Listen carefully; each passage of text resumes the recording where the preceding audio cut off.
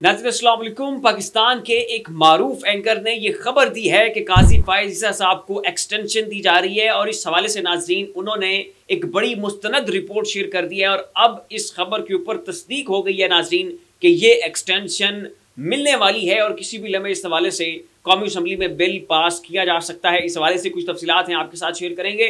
और नाज़रीन मौलाना फजल रहमान साहब को लेकर इस वक्त तहरीक इंसाफ के अंदर बहुत ज़्यादा कन्फ्यूजन है और तहरीक इंसाफ को खुद नहीं पता चल रहा कि मौलाना साहब के साथ जो दोस्ती है उसकी शिद्दत की नौयत क्या होनी चाहिए। इस हवाले से भी कुछ अहम तरीन डिटेल्स हैं आपके साथ शेयर करेंगे। और नाज़रीन जेल से उमर सरफराज चीमा और एजाज चौधरी साहब ने इमरान खान साहब को एक इंतहाई अहम खत लिखा है। इस खत के मंदरजात इंतहाई दिलचस्प हैं और बहुत बड़े दिल गुर्दे का मुजाहरा जो है वो उमर सरफराज चीमा और एजाज चौधरी साहब ने किया है। ये क्या मामला है इसकी डिटेल भी आपके साथ शेयर करेंगे। इससे पहले आपसे रिक्वेस्ट है कि इस चैनल को सब्सक्राइब कर दें, साथ जो बेल आइकन है उसके ऊपर भी लाजमी क्लिक कीजिएगा ताकि वो तमाम तर खबरें जिनकी कवरेज मेन स्ट्रीम मीडिया के ऊपर नहीं हो रही है वो आपको इस एक प्लेटफॉर्म के ऊपर मिल सके। तो नाज़रीन मौलाना साहब के हवाले से अली अमीन गंडापुर साहब ने ये स्टेटमेंट दी है कि मौलाना साहब जो हैं वो सिर्फ और सिर्फ अपना वजन बढ़ाने के लिए उल्टे सीधे स्टेटमेंट्स देते हैं। और बात उनकी बड़ी हद तक दुरुस्त है कि जब मौलाना साहब को लगता है कि मेरी बड़े घर से बात हो गई है, मुझे कुछ मजीद सीटें दिलवाने का प्रोग्राम है या मुझे कोई वजारत मिल सकती है या किसी सूबे में कोई अहम पोर्टफोलियो मिल सकता है, तो मौलाना साहब ठंडे पड़ जाते हैं। स्टैब्लिशमेंट के खिलाफ उनकी जो बातें हैं वो जनाब बड़ी नरम हो जाती हैं, वो बयान देना ही रोक देते हैं। तहरीक इंसाफ के खिलाफ भी उनके स्टेटमेंट्स आना शुरू हो जाते हैं। और जब उन्हें ये लगता है कि ऊपर से मामलात मेरे बिगड़े हुए हैं, ऊपर मेरी जो दाल है वो नहीं गल रही और चीज़ें मेरी सेट नहीं हो रही हैं, फिर वो तहरीक इंसाफ की जानिब जो है वो दोस्ती का हाथ बढ़ा देते हैं। कहते हैं कि जनाब मैं तहरीक इंसाफ के साथ हूँ, हम जनाब निकलेंगे, ये इसके खिलाफ एहतजाज करेंगे। ये धांधली ज़्यादा इलेक्शन थे और फिर पाकिस्तान के इदारों, पाकिस्तान की फ़ौज के खिलाफ बड़ी वाहियात किस्म की लैंग्वेज जो है वो इस्तेमाल करना शुरू कर देते हैं। बड़ी सख्त किस्म की और हार्श किस्म की वर्डिंग जो है वो पाकिस्तान की फ़ौज, पाकिस्तान के इदारों और पाकिस्तान के आर्मी चीफ के खिलाफ इस्तेमाल करते हैं। और ये तक कहते हैं कि पाकिस्तान की फ़ौज इस वक्त एक सियासी इदारा बन चुकी है और जब ये सियासत करेंगे हम इनका मुकाबला करेंगे, इनके खिलाफ स्टेटमेंट्स देंगे। तो ये नाज़रीन जो एक बड़ा अहम नुक्ता है वो अली अमीन गंडापुर साहब ने उठाया। और दूसरी जानिब अगर आप देखें तो असद कैसर साहब अभी चंद दिन पहले जाकर मौलाना साहब से मिले हैं, उन्हें मनाने की कोशिश की है, उनके तहफ़्फ़ुज़ात दूर किए हैं। तो इस वक्त खुद तहरीक इंसाफ जो है ये भी कन्फ्यूज़ है और इन्हें पता नहीं चल रहा कि मौलाना साहब के साथ अपने तल्लुकात की नौयत क्या रखनी है। क्या मौलाना साहब से हाथ मिलाना चाहिए, नहीं मिलाना चाहिए? ऊपर से इनकी आपसी जो खलफशार है वो भी नहीं ख़त्म हो रही। तो इस वक्त मेरे ख्याल में तहरीक इंसाफ को चाहिए। और सबसे अहम नुक्ता जो नाज़रीन बहुत एक अहम पहलू है वो ये कि मौलाना साहब ये कहते हैं कि मेरे खिलाफ धांधली हुई है, मैं बहुत सारी सीटें जीत सकता था लेकिन वो मुझे सीटें एस्टैब्लिशमेंट ने जानबूझकर नहीं लेने दी, मेरी जीती हुई सीटें मुझसे छीन ली गई हैं। कहाँ पे? केपीके के अंदर। और केपीके के अंदर कौन सी जमात जीती है? तहरीक इंसाफ। तो मौलाना साहब को अगर आप एक हिसाब से देखें तो वो जिसके खिलाफ एहतजाज करने निकले हैं, जिससे सीटें वापस लेना चाहते हैं, वो तो तहरीक इंसाफ है। तो मौलाना साहब का जिस पार्टी के अगेंस्ट क्लेम है कि इस पार्टी ने मेरी सीटें खाई हैं वो तहरीक इंसाफ है और मौलाना साहब ने जिसके खिलाफ एहतजाज करना है वो भी तहरीक इंसाफ है। तो फिर ये कैसे हो सकता है कि तहरीक इंसाफ जो है मौलाना साहब के साथ इत्तेहाद कर ले? और फिर तहरीक इंसाफ को ये भी देखना चाहिए कि उनका माजी क्या है, मौलाना साहब के बारे में उनका मौक़िफ़ क्या हुआ करता है, मौलाना साहब के बारे में उनकी क्या राय हुआ करती थी। और ख़ुद मौलाना साहब की नीयतों को समझें कि मौलाना साहब अपने मफादात की जंग लड़ रहे हैं, वो अपने फाइनेंशियल बेनिफिट्स को देख रहे हैं, अपने पॉलिटिकल गेन्स को देख रहे हैं। जब उन्हें अच्छी ऑफर हो जाएगी, एक अच्छी प्लेट में को अच्छा सा दाल पानी डाल के दे दिया जाएगा, मौलाना साहब वहीं पे पिघल जाएंगे और तहरीक इंसाफ वहीं पे मुंह तकती रह जाएगी और अपने जो नजरिए की सियासत है उसको भी तहरीक इंसाफ कुर्बान कर बैठेगी। तो मेरे ख्याल में तहरीक इंसाफ को बिल्कुल भी जरूरत नहीं है कि वो मौलाना साहब को साथ मिलाए। और मौलाना साहब की जरूरत भी क्यों है? आज आके मदरसे के बच्चे तो तहरीक इंसाफ की अपनी जो पोलिटिकल सपोर्ट है और जो ग्राउंड लेवल के ऊपर इनका जो वर्कर तैयार बैठा है उसका मुकाबला ही कोई नहीं। आपने देखा कि तहरीक इंसाफ के वर्कर इस वक्त कितने तगड़े हैं, कितने स्ट्रांग हैं, कितने सख्त किस्म के हालात को उन्होंने सामना किया, कितना जबर और जुल्म उन्होंने बर्दाश्त किया।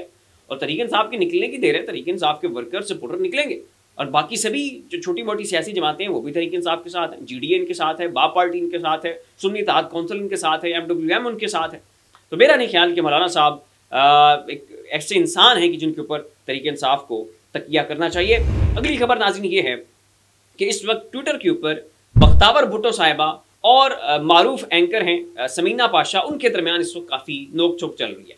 और उसकी वजह यह है कि नाज़रीन जो आसिफा भुट्टो साहिबा हैं उनको बिला मुकाबला सिंध के अंदर जो है वो कौमी असम्बली की नशिस्त के ऊपर जितवा दिया गया और उनके मद्दे मुकाबले जितने भी उम्मीदवार थे उनको गायब करवा दिया गया। खुश से ज़बरदस्ती जो है वो इलेक्शन से दस्तबरदारी का ऐलान करवा दिया गया और वो बिला मुकाबला जो है वो मुंतखब हो गई। तो उसके ऊपर समीना पाशा जो है मारूफ एंकर, उन्होंने उसके ऊपर कमेंट किया था कि लगे हाथों बख्तावर साहिबा के जो 2 बेटे हैं छोटे, उनसे भी जो है आप हलफ ले लें और उनको भी कौमी असम्बली में लेके आए। तो ये तंज जो है वो उन्होंने किया था और इसके ऊपर बख्तावर साहिबा ने फर्दर ट्वीट किया। उनका ये कहना था कि जो समीना पाशा है ये मेरे छोटे छोटे बच्चों से जलती हैं और मैं खुश हूँ कि मेरे छोटे छोटे नन्हे मुन्ने बच्चे जो हैं वो इस काबिल हो गए हैं कि उनसे इतनी मारूफ एंकर जो हैं उसने जलना शुरू कर दिया। और मजीद उन्होंने दुआ किया है कि मुझे बड़ी खुशी होगी और मैं दुआ करती हूँ कि जैसे जैसे मेरे बच्चे ग्रो करें, जैसे जैसे मेरे बच्चे बड़े हों, वैसे ही समीना पाशा का जो हसद है और उसकी जो जलन है वो भी बढ़ना शुरू हो जाए। ये कमेंट जो है वो बख्तावर भुट्टो साहिबा ने किया। बात उनकी बिल्कुल ठीक है,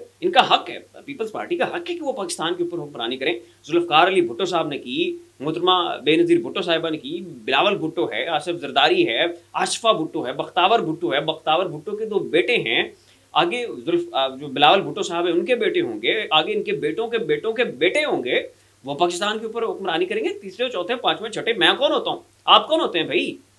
आप कौन होते हैं पाकिस्तान के ऊपर हुक्मरानी करने? इनका खानदान है, इनका मुल्क है भाई, उनको हुक्मरानी करने दें। बहुत गलत किया है समीना पाशा साहिबा ने इस तरह का कमेंट करके। तो खैर नाज़रीन, आगे बढ़ते हैं और अगली खबर ये है कि उमर सरफराज चीमा और एजाज चौधरी साहब ने जेल से बैठ के इमरान खान साहब को ख़त लिखा और उस खत में उनका ये कहना है कि वो तमाम तर लोग जो कि बामरे मजबूरी तहरीक इंसाफ को छोड़कर चले गए थे, उनके ऊपर प्रेशर था, दबाव था, लालच था, जो भी वजूहात थी, उनको माफ़ कर दिया जाए और उनको वापस जमात में ले लिया जाए। हाँ, ये है कि आप उनको ओहदे ना दें, कारकुन की हैसियत से आप उनको जमात में वापस लें और तहरीक इंसाफ की जो अपनी एहतजाजी सियासत है उसमें उन्हें भरपूर किरदार अदा करने का मौका दिया जाना चाहिए। और ये नाज़रीन कह कौन रहे? ये कह रहे हैं उमर सरफराज चीमा और एजाज चौधरी साहब, वो लोग कि जो अरसा दराज से जेलों के अंदर गल रहे हैं, सड़ रहे हैं, बड़ी सौबतें, तकालीफ, मुसीबतें, परेशानियां उन्होंने बर्दाश्त की हैं। तो अगर कोई और शख्स खड़ा होकर ये कहता है कि उन लोगों को वापस लिया जाए तो फिर तो चले बंदा एतराज़ करता है। और ये एजाज चौधरी साहब और सरफराज साहब जो हैं ये खड़े होते हैं कि हाँ जी, क्यों आप उनको वापस ले रहे हैं, हमने तकलीफें बर्दाश्त की हैं। वो कौन होते हैं पार्टी में आके अहम पोजीशंस के ऊपर बैठने वाले? ये वो बोल रहे हैं नाज़रीन को जो खुद जेलों के अंदर रहे और बहुत बड़े दिल का मुजाहरा किया और बड़ी खंदा पेशानी से उन्होंने ये लेटर जो है वो खान साहब को लिखा और कहा कि उन तमाम तर लोगों को जो है वो आप वापस ले लें। ये वो एक इत्तफाक की लहर है और ये वो एक दूसरे अपने भाइयों की सिचुएशन को अंडरस्टैंड करना है कि तहरीक इंसाफ के खुद अपने जो सीनियर तरीन रहनुमा हैं वो खान साहब को लेटर लिख रहे हैं कि इनको अब वापस ले लिया जाए। और उस लेटर के एंड पे नाज़रीन उन्होंने ये एक स्टेटमेंट भी लिखी हुई थी कि अगर सुबह का भूला शाम को घर लौट आए तो वो भूला नहीं होता और उसको हर सूरत जो है आपको अपनी जमात में वापस लेना चाहिए। अब नाज़रीन आगे आ जाते हैं तो अगली खबर ये है कि मोहम्मद मालिक साहब पाकिस्तान के बहुत मारूफ एंकर हैं, बड़े मुस्तनद साफ़ी हैं। उन्होंने ये रिपोर्ट किया है कि फ़ायज़ ईसा साहब को एक्सटेंशन देने के लिए तैयारियां मुकम्मल हो चुकी हैं। बहुत जल्दी कौमी असम्बली में एक बिल जो है वो फॉरवर्ड कर दिया जाएगा और उस बिल के मुताबिक एक तो ये होगा कि जो चीफ जस्टिस साहब होंगे उनकी मुद्दत मुलाजमत 3 साल कर दी जाएगी कि जो भी चीफ जस्टिस साहब आएंगे वो आर्मी चीफ साहब की तरह 3 साल जो है वो मुल्क के चीफ जस्टिस रहेंगे, नंबर 1।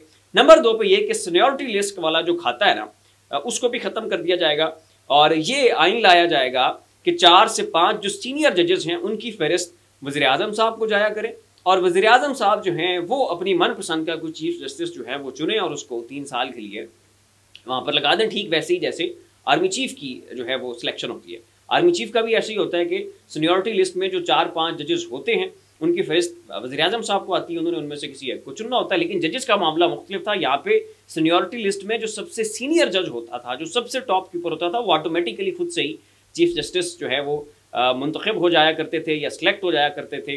लेकिन अब नाज़रीन हुकूमत ने अदलिया को भी पोलिटिसाइज़ करने की जो है वो ठान ली है। ये बिल आने वाला है, फ़ायज़ साहब को एक्सटेंशन दे दी जाएगी और फिर आप देखेंगे कि वो आइंदा मज़ीद 2-3 सालों तक इस मुल्क के ऊपर जो है वो चीफ जस्टिस के तौर पर मुसल्लत रहेंगे।